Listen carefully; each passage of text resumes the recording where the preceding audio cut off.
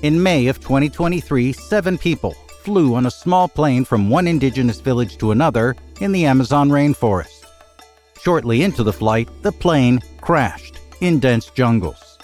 Miraculously, 4 people survived, and they were children, ranging in ages from 13 years old to 11 months. They spent 40 days trying to survive the horrors of the Amazon rainforest. This is the latest story for the Mysteries of Latin America podcast.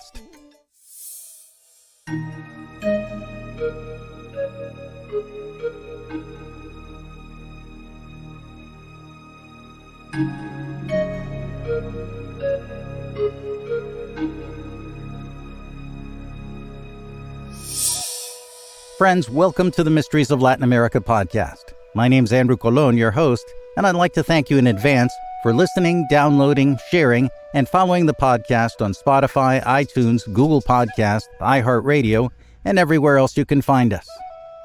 With your help, we can make sure that everyone can tune in to all the episodes and find out more about the mysteries of Latin America. And this week's mystery is amazing. Despite horrible weather and conditions, 4 children who were lost in the Colombian region of the Amazon rainforest after the aircraft they traveled in crashed were rescued after 40 days in the dense and dangerous jungles.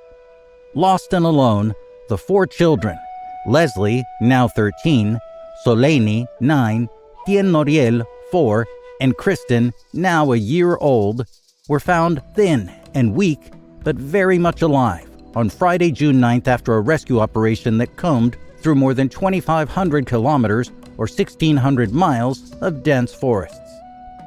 They were traveling with their mother, Magdalena, from the Amazonian village of Araraquara to the town of San Jose del Guaviare, the first leg in a journey from their indigenous community to the nation's capital of Bogotá, when their small plane crashed early May 1st after diving nose first into dense rainforests. Where they crashed is between the departments, which down there are similar to provinces or states as we know them, of Guaviare and Caquetá in southern Colombia, a wilderness inhabited by all manner of wild animals like jaguars, pumas, dangerous insects, dangerous plants, and poisonous snakes. The children are members of the Huitoto indigenous community, a group inhabiting areas of Colombia and Peru, and were traveling with their mother and 2 other adults, including the pilot, when their small plane crashed. Magdalena Mucutuy and her 4 children were leaving their old life behind in the indigenous reserve where they lived near the Amazon rainforest, and were on their way to join Magdalena's husband and father of the youngest 2 children, Manuel Ranoque. Manuel Ranoque is an activist for the indigenous community, and he had left the reserve after he was allegedly threatened by members of Colombian FARC guerrillas in the area. The FARC, F-A-R-C, is an acronym in Spanish that stands for the Fuerzas Armadas Revolucionarias de Colombia, a Marxist-Leninist guerrilla group that's been in conflict with the Colombian government since 1964 and has been reportedly involved in everything from kidnapping and illegal mining to extortion and terrorism against anyone who stands in their way, and who have had many conflicts with indigenous groups who want to protect their ancestral lands. During the flight, the pilot of the avian line Cessna 206 reported an emergency with one of the plane's engines, and then all contact was lost. The plane fell nose first into the dense forests and into the forest floor, destroying the fuselage, and where at least the pilot and another occupant were killed in the impact. Reports conflict still as to whether the children's mother also died on impact, or whether she was severely injured for days before dying from her injuries.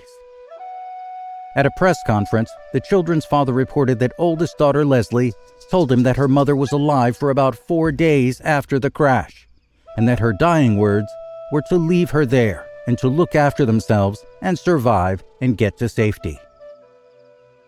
After somehow climbing out of the wreckage, where the back part of the plane was still tangled in the trees, the older children made it to safety, but the youngest child, 11-month-old Christine, was still on the plane.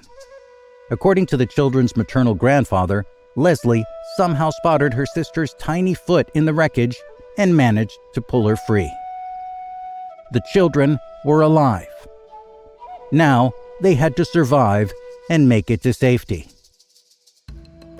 Leslie, the oldest, was able to put together a small case from the wreckage of the airplane. In it, she put some farinha, a type of cassava flour that is a staple food in the Amazon region, a towel, a flashlight, 2 cell phones to keep themselves distracted at night, at least while they still had battery, a music box, clothes, and some sodas, along with a small tarp. They hung the tarp as best they could to try to shield themselves from unforgiving rains, and found enough food and water for 40 days and nights in a remote area of the Colombian Amazon. In that part of the Amazon, it can rain for as much as 16 hours of the day. Everyone connected with the case agrees that what also saved the children was the knowledge and instincts they'd acquired as members of the indigenous Huitoto group, where from a young age the children became well-versed in everything related to the rainforest. When their cassava flour and fruit ran out, the children ate seeds they found in the forest. Leslie knew which seeds to eat and which seeds not to. They managed to find fruit and sources of fresh water, which saved their lives. Remember, these are 3 young children carrying an 11-month-old infant in the jungles. On May 1st, 2023, the day the disappearance occurred and was reported, civil and military authorities set up a unified command post to prepare to look for the crash and any possible survivors.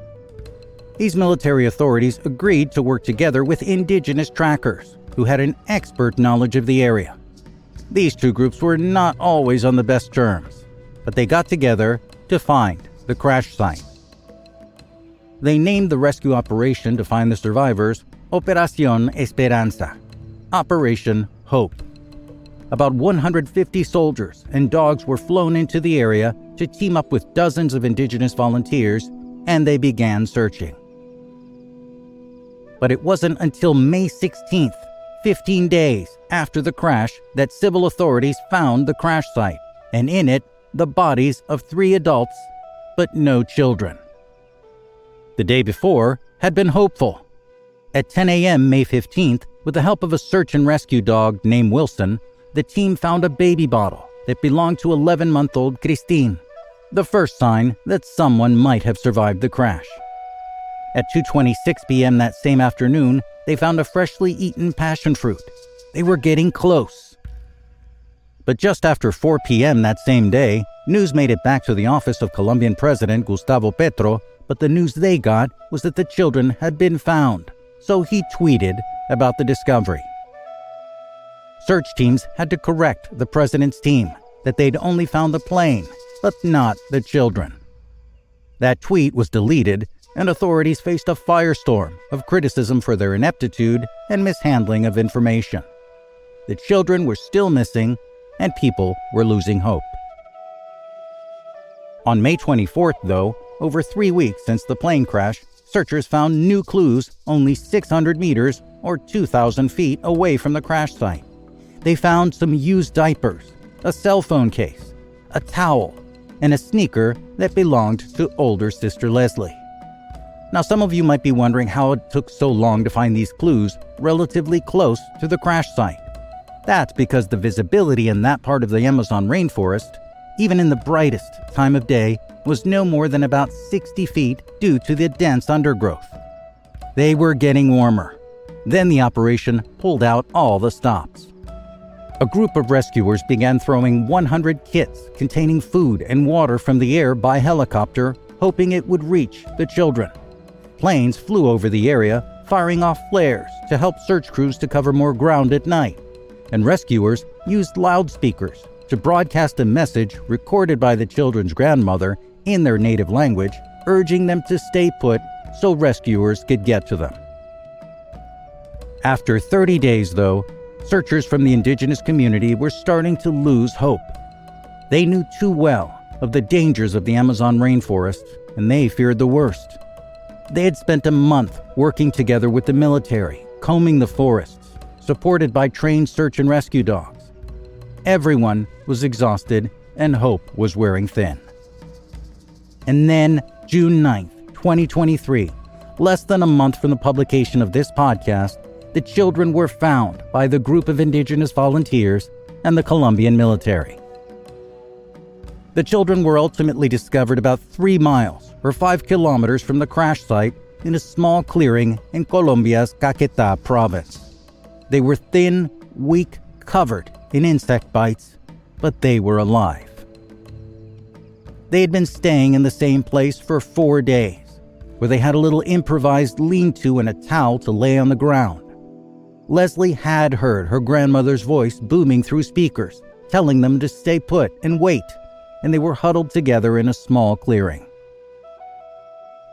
The first thing that Leslie asked for from rescuers was food for herself and her siblings. "Tengo hambre," she said. "I'm hungry." And the first thing that one of her brothers said to the team was, "Mi mamá está muerta." My mother is dead. The children had stayed near a source of fresh water, and it turns out that the searchers had come within 100 feet of the kids at one point or another, but in the dense rainforest, that can feel like 10 times the distance. The jungle was so dense, in fact, that the rescue helicopter couldn't land anywhere to evacuate the kids to get them to the hospital, so they had to pull the kids out of the jungle by winch, one by one, up to the chopper. Their father, who was also involved in the search, was notified by search teams, and he was able to see them at the hospital in Bogotá. Unfortunately, a search continues for missing Special Forces dog, the Belgian Shepherd named Wilson, who found the children, but became separated from the main search party. The children's grandfather said the dog kept the children company and became their faithful friend before it disappeared into the forest.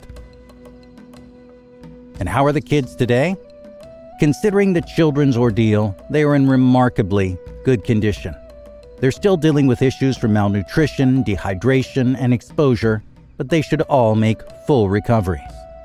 Astrid Cáceres, the general director of the Colombian Institute of Family Welfare, told reporters they're speaking a little and are weak. They don't talk as much as we would like them to, but let's give them some time. They'll get that time in the military hospital so they can receive the right medical and emotional support to help them deal with their physical and emotional wounds. Unfortunately for their emotional wounds, there's now a legal battle for the custody of the children, as their mother's family has alleged that Manuel Ranoque was an abusive alcoholic who beat their mother and the children in fits of drunken rage, and that the kids should be with them. The children's maternal grandparents want to raise them in the capital of Bogotá, but we'll have to see what the Colombian Institute of Family Welfare rules once the kids are fit to leave the hospital. I think we forget sometimes just how resilient the human species is. It's too often that we hear, and even on this podcast, stories of people who have perished in nature, where the elements and the wild got the better of us. But these were 4 little kids. It was a 12-year-old sister, now 13, carrying her 11-month-old baby sister and 2 other siblings in the jungles of the Amazon, one of the wildest, most unforgiving places on Earth. They suffered the unimaginable trauma of not only being involved in a plane crash, which is a trauma no one needs to experience, but also knowing that the crash ultimately took the life of their mother. And somehow they got it together, packed a few supplies, put the knowledge they'd been taught as members of an indigenous community, and were able to find water and food, and survived 40 days in the rainforest. They showed resilience, bravery, and instincts to survive that I can only bow in respect to. And as for the lasting impact on their lives, this is a trauma that will require a lot of love and support from family and the right medical and mental health services to work through and hopefully thrive. But I have hope for them. The human spirit's a crazy thing, isn't it? We live relatively safe lives of routine and convenience. But when we have adversity staring us right in the face, teeth and all, we can achieve extraordinary things. But it wasn't just the kids who were resilient. The military and the indigenous volunteer trackers, groups who are usually at each other's throats, found a way to work together for the common goal of reaching the children. And they never gave up. Friends, thanks so much for listening to this episode. And thanks to all of you who have listened, downloaded, shared, and followed the podcast on Spotify, iTunes, Google Podcast, iHeartRadio, and everywhere else you can find us. With your help, we can make sure everyone can tune in to the next episode of the Mysteries of Latin America. I'm Andrew Colón. Adios.